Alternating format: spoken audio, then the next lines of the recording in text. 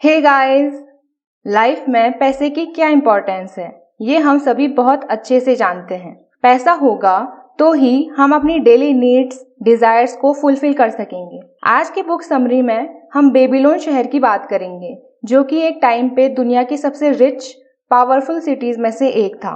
Babylon का सबसे अमीर आदमी था अरकद। उसे पैसों के मामले में कोई कमी नहीं थी। अच्छा घर, अच्छा खाना, डेली नीड्स के साथ वो अपनी और अपने घर वालों की हर डिजायर को भी पूरी करता। इसके अलावा दान धर्म का भी काम करता। दूसरी तरफ उसके दोस्त थे, जिनके पास 2 वक्त की रोटी ही इतने मुश्किलों के बाद आती। अपनी सारी इच्छाएं पूरी करने के बावजूद भी उसका पैसा लगातार बढ़ता जा रहा था। इस बात से बेबीलोन के बाकी निवासियों से ज्यादा उसके दोस्त सरप्राइज थे, क्योंकि उन्होंने सेम पढ़ाई की, सेम खाना खाया, सेम मजदूरी का काम भी किया, लेकिन उसके बावजूद भी हम यहाँ चीजों के लिए तरस रहे हैं। उन सभी ने डिसाइड किया कि वे सभी अरकद के पास जाएंगे और उससे पूछेंगे। अगले दिन वे सभी उसके पास पहुंचे और पूछा। उसका कहना था कि हम हर महीने जो कुछ भी कमाते हैं उसका एक हिस्सा कपड़े खरीदने में, बिल्स भरने में दे देते हैं और बाकी सभी खर्चे। इस तरह से पैसा अलग अलग लोगों के पास चला जाता है। लेकिन इन सब के बीच हम भूल जाते हैं कि जिसने अर्न किया, यानी खुद को पे करना भूल जाते हैं। इसलिए ये बात हमेशा ध्यान रखनी है कि जो कुछ भी आप कमाते हैं उसका कुछ हिस्सा आपको अपने लिए रखना है। ये आइडिया लेकर उसके दोस्त वहां से चले गए। कुछ ने समझा, कुछ ने मजाक में उड़ा दिया और कुछ की इमेजिनेशन इतनी भी नहीं थी कि वे बात को समझ पाते। कुछ टाइम बाद बेबीलोन के राजा ने इस बात को फील किया कि उसके देश में कुछ लोग बहुत अमीर हैं और कुछ लोग बिल्कुल भी नहीं। उसने अपने मंत्री से कंसल्ट किया तो पाया कि लोग काम करके पैसे तो कमाते हैं, लेकिन उन्हें नॉलेज नहीं है कि पैसों को कब, कहाँ और कैसे लगाया जाए।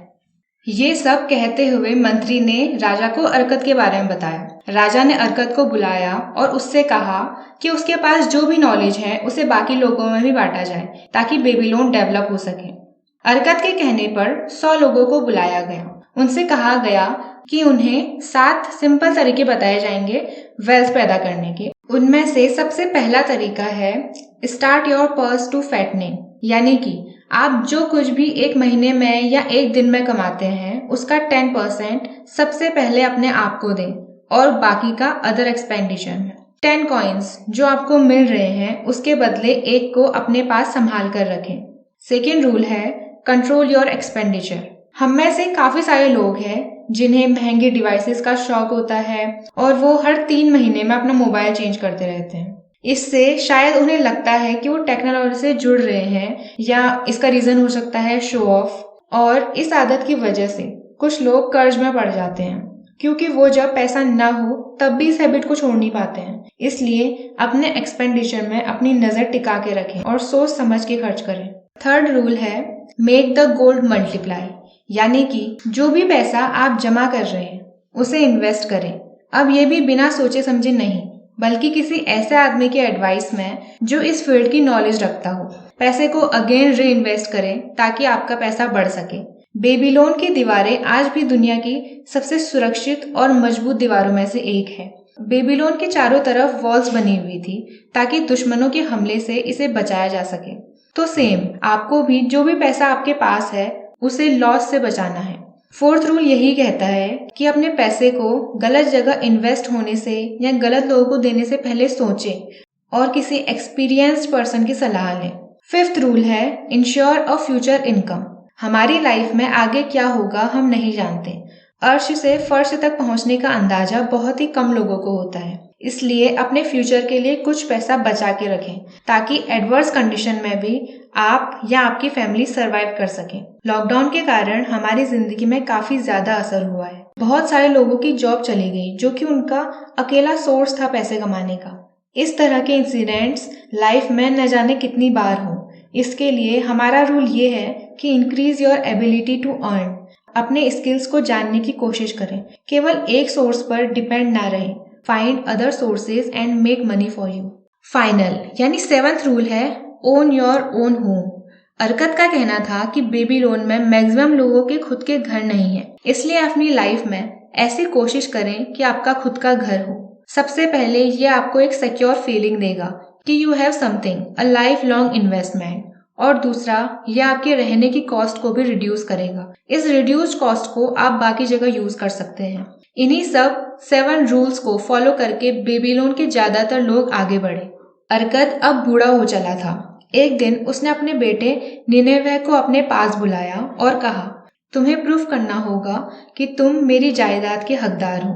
इसके लिए अरकद ने उसे एक पोटली दी, कुछ गोल्ड कॉइन्स की और एक में कुछ टैबलेट दी जिनमें गोल्ड के 5 लॉज गड़े हुए थे।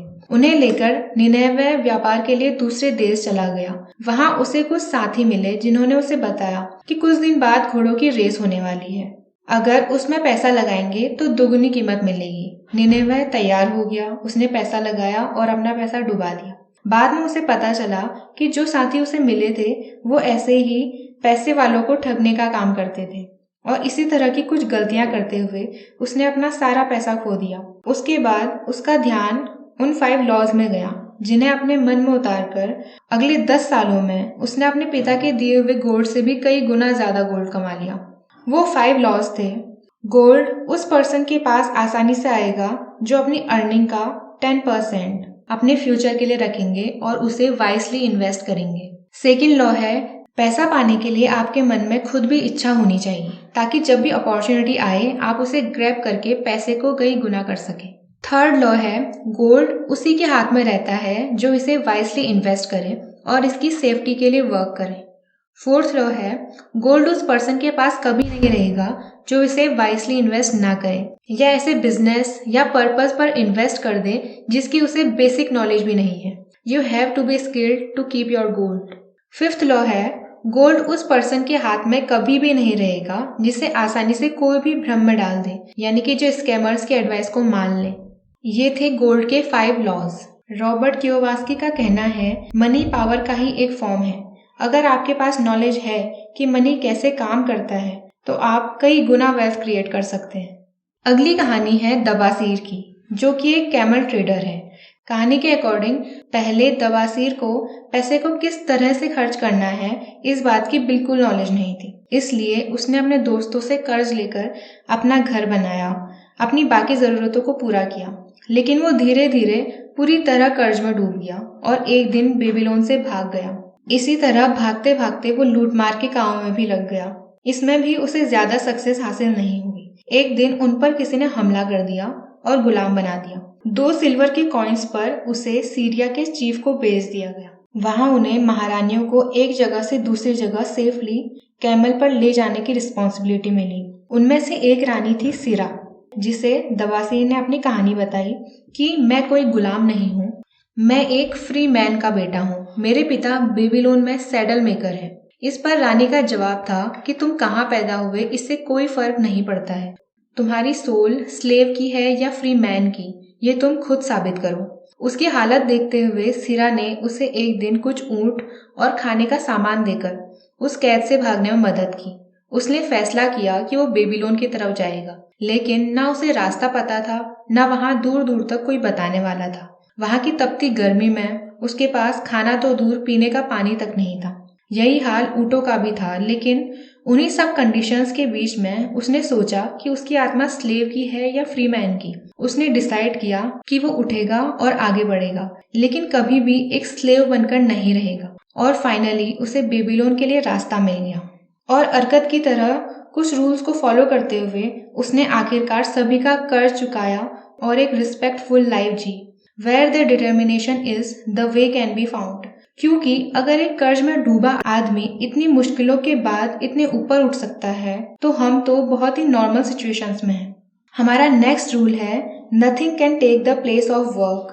सारूनाडा अपने साथी अरदगुला के पोते, जो कि बेबीलोन का मर्चेंट प्रिंस है, उसके दादा और अपनी कहानी सुनाते हुए बताता है कि वो दोनों ही पहले एक स्लेव थे। उसे किसी बेकर को बेच दिया जहां वो अपनी आजादी के काम पर लगा हुआ था, लेकिन उसका मालिक यानी बेकर कर्ज में डूब गया था, जिस कारण सारूनाडा को कर्ज देने वाले लोग उठाकर ले गए और उसे कहीं और बेच दिया। उसका साथी अरदगुला, वो भी एक स्लेव था। उसने इतना पैसा जुटा लिया था कि वो अपनी आजादी खरीद सके, लेकिन उसे डर था कि अभी तो वो अपने मालिक के अकॉर्डिंग काम कर रहा है, लेकिन अगर उसने अपनी आजादी खरीद ली तो वो क्या काम करेगा। सारूनाडा ने ही उसे आजादी और काम करने की कीमत समझाई। उसके कहने पर अरदगुला ने अपनी आजादी खरीदी और किसी दूसरे शहर में जाकर काम करने लगा। सारूनाडा से वो इतना प्रभावित था कि उसने उसे ढूंढकर उसकी आजादी भी खरीदी और हमेशा के लिए उसे अपने पास रखा। उसका कहना था कि काम केवल स्लेव्स के लिए नहीं है। अगर काम करने से आपको अपनी आजादी मिल सकती है, फिर तो फाइनेंशियली भी आप बहुत आगे जा सकते हैं। बेबीलोन के डिस्ट्रक्शन के बाद जब वहां आर्कियोलॉजिस्ट ने खुदाई की तो उन्हें क्ले टैबलेट्स में फाइनेंशियली स्टेबल होने के कई सारे रूल्स गढ़े हुए मिले। उन्हीं में से एक आर्कियोलॉजिस्ट मिस्टर श्रूसबरी ने इन लिखी हुई बातों को समझा और अपनी भाषा में कन्वर्ट किया। वे बताते हैं कि वो और उनकी वाइफ इन सभी रूल्स को पढ़कर काफी ज्यादा प्रभावित हुए। हम भी थोड़े बहुत कर्ज में थे और इन सभी रूल्स को फॉलो करके वो अपनी लाइफ को वापस पटरी पर ला सकें। तो दोस्तों, ये रूल्स जितने सच 5000 साल पहले थे, उतने ही रियल अब भी है। आज की वीडियो में बस इतना ही। Thank you.